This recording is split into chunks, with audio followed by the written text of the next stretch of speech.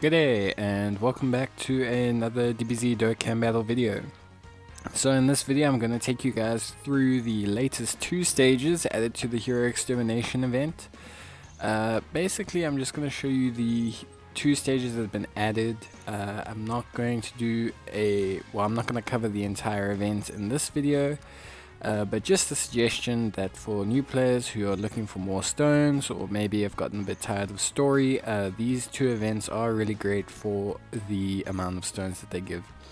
So the first stage we'll do is 25F, which was added to the Hero Extermination plan, Evil Strikes Back I believe it's called, and you have to use an extreme team, one of each different type, and this is the stage for the medals for Whis.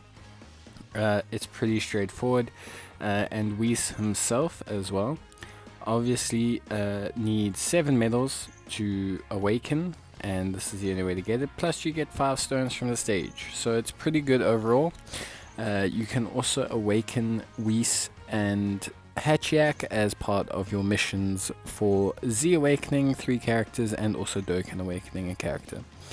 So overall pretty good. Both of them look pretty good as well, nice additions to their categories, so we can definitely go from there and see how they do in a separate video more than likely. But yeah, it's 7 medals for Whis, 7 medals for Hatchiyack. Farming their copies is a bit tedious. You get the copies of Whis from stage 20 and you get the copies of Hatchiyack from stage 20. The only difference is you get Hatchiyack's medals from stage 24 of the Hero Strikes Back mission, which we'll go through shortly in just a little bit. But to go through the stage here, so basically you just fight Whis, and then you fight Whis and Vados.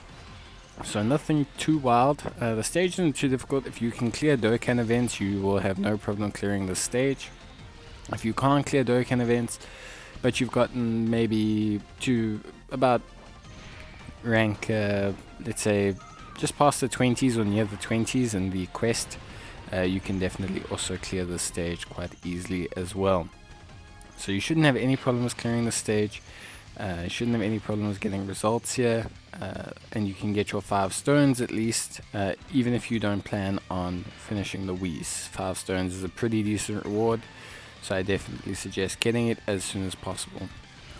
In terms of the Whis himself, I'll take a look at him maybe in a unit review, but they did his animations quite smooth, quite nice, very similar to the Strength Whis in terms of quality of animation, but really good for a free-to-play card. His kit is literally entirely utility and defensive. He has 100% defense and gains 20% defense for every attack that he does. Plus he has a medium chance to stun on a super attack, and he also does a heal once and has a high chance to evade once below a certain health threshold. So a very good defensive kit. It's not going to do much damage, but if you're lacking a unit for something like SBR or a certain category mission, you couldn't go much worse than a good filler tank slot for Whis. He's pretty good. Then obviously, we'll take a look at Whis now, just before we go and take a look at Hatchiyack, but you're going to need 7 of these. If you want to farm the copies for Whis, you're also obviously going to need 14. So you're going to need the 14 copies of Whis, which drop from stage 20, and then you're going to need the 7 awakening medals to awaken him. At this point of filming the video, I had not finished farming the necessary copies of Whis, but however, I did have managed to finish it now, and I'm working on Hatchiyack. But yeah, as you can see, key +2 and defense was 100%, plus an additional defense was 20% with each attack performed, and he gives a heal and additional evasion below a certain threshold. So pretty good. That medium chance to stun is also pretty helpful in terms of SBR stages. So I'm going to try him out in a couple SBR and do a unit review of him, and hopefully we'll see how he goes. His link set should be pretty good. Should link pretty well with a Beerus unit, so hopefully we can have him also link up nicely with maybe another Beerus or a Whis or a Vados, and we'll take a look from there. But here we'll go on to the next stage. So this is Eruption of Vengeful Energy. This is the 24th stage of the other Hero Extermination event. There are 2. One's basically the villain's side of the story, one's basically the hero side of the story. This stage does not drop 5 stones at the end, it only drops 1. but it drops Hatchiyack's awakening medals.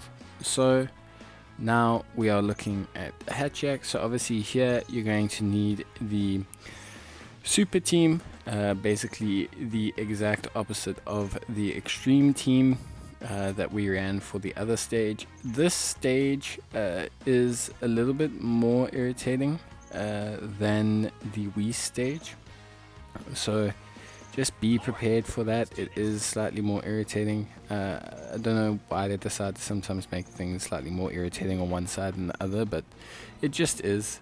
So we'll go on and take on the stage. I am just loading my team with a whole bunch of LRs just to basically have some nice attack animations in the video, but the stage itself is really not too difficult, or in fact difficult at all, so don't panic. This is just literally because I feel like having some nice animations in the video rather than just running, you know, the same stock standard teams that I'm always running. Hatchiyack himself is a pretty good unit. He has 60% attack and defense, but he gains 30% every turn when he's facing a pure or hybrid Saiyans enemy. Considering how common pure and hybrid Saiyans enemies are, especially in Super Battle Road and other content, pretty much any content, it's not too bad a passive. He also has a decent link set, nothing crazy, but he does have some pretty decent links. He's got Big Bad Bosses for one, which is one of the better links in the game, and he also has the ability to recover 40% HP whenever he does the killing blow. So yeah, Hatchiyack is looking a lot better from being basically an unusable card to being essentially usable, which is obviously very, very good. I was mistaken, that wasn't the annoying stage. His 20 stage for his farming his copies is the annoying one, because you have to fight 5 enemies, which can make it take a little bit longer, which isn't always great when you have to farm it so many times. But we'll take a look at Hatchiyack. Pretty cool unit.